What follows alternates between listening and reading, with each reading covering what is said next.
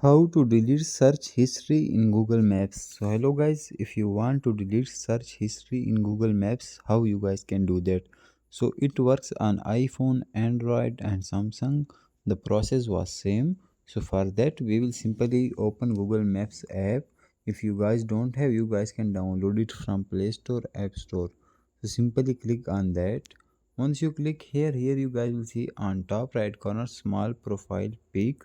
So simply click here. Once you click here you guys will see your profile, your timeline. Also on downside you guys will see settings. So simply click on settings. Once you click on settings, here you guys will see app language, offline map setting, Wi-Fi, also theme, edit home or work. So you need to scroll a little bit. Here you guys will see maps history. So simply click on maps history. Once you click here, you need to wait for some seconds. So I will simply wait for some seconds. Here you guys will see saving to web app activity auto delete us.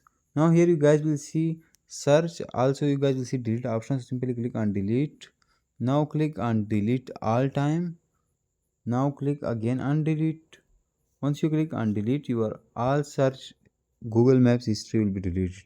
That's how you guys can do that. Thanks for watching.